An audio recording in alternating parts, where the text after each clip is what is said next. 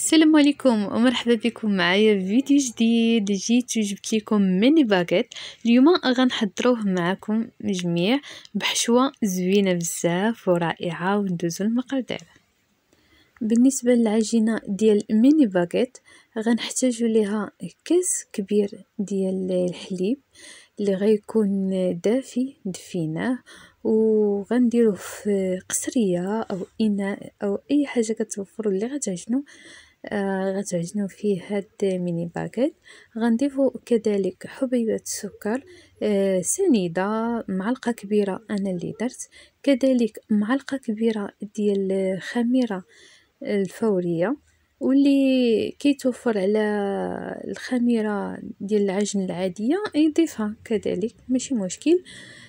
ما غنساش قبصه ديال الملح ضفتها في هذه اللحظه، وغندي نضيف كذلك ربع كاس ديال الزيت او تقريبا 4 المعالق ديال الزيت، وغنمجزهم مزيان وغنغطيهم بكيس بلاستيكي حتى تفاعل عندي الخميره مع هاد المكونات. في هاد اللحظه مشيت باش نصاوب الحشوه ديالي. خديت جبن كريمي مع 2 فرماجات مثلثين، زيتون اسود مقطع وفرماج محكوك، وكذلك قليل من قزبر ومعدنوس مقطعين، اختيار اللي بغى يستعملهم. خديت زلافه وضعت فيها داك الجبن والفرماج المثلث، غنضيف عليها شويه ديال القزبر ومعدنوس وكذلك الزيتون كحل اللي قطعناه قردناه طريفات صغارين بزاف، وغنضيف عليه هنايا الجبن المحكوك كذلك، وغادي غنخلط هاد الحشوه الرائعه وغنخليها على جنب.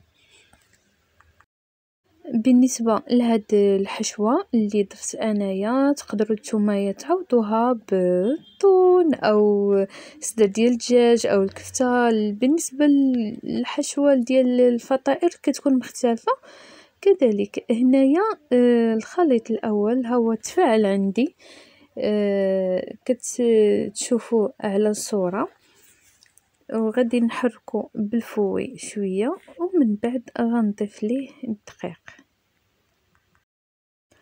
بالنسبه ليا غنضيف الدقيق، والدقيق عندي 2 لايف، ما كيكملش ليا 2 لايف، كيشد منها واحد شويه وبعد خطرات 2 لايف كيقدوني. هنايا كنحرك في هذا الخليط وغنضيف ليه البياض ديال البيض والخميره. غادي نكمل العجينه ديالتي بيديا. حيدت الفوي، هنايا ضفت داك الكيس ديال الخماره ديال الحلوى، هيا عجنتها، وكذلك غنضيف بياض ديال البيضه.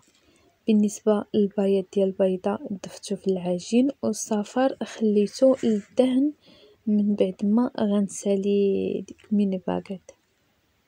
هنايا كنحاول باش ندخل داك البياض ديال البيض وغنبدا نضيف داك الدقيق اللي بقى عندي تدريجيا حتى نشوف القوام اللي غنحصل عليه. هنايا كنضرب بها مزيان، هاد العمليه حتى هي كتساعدها بزاف العجين باش ما كانت مرخوفه وتعجنات مزيانه. كنواصل العجن ديالها كيف كتشوفوا القوام كيداير.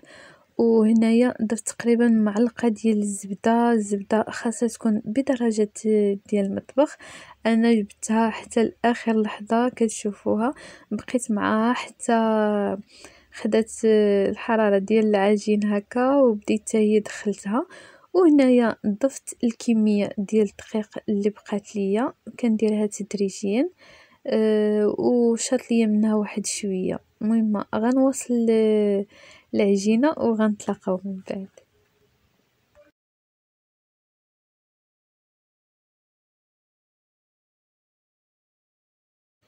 وفي هاد اللحظة هادي كتشوفوا الدقيق اللي بقى ليا في العجن، وهذا هو القوام اللي حصلت عليه. راه كتبقى العجينة مرخوفة كيف كتلاحظوا، وغنخليها ترتاح شوية.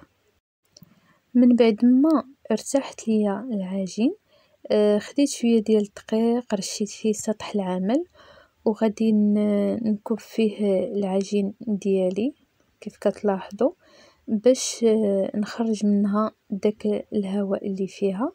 ومن بعد غادي نقطعها قطع متساوية باش نحصل على كريسات باش غنصاوب داك الباغيت.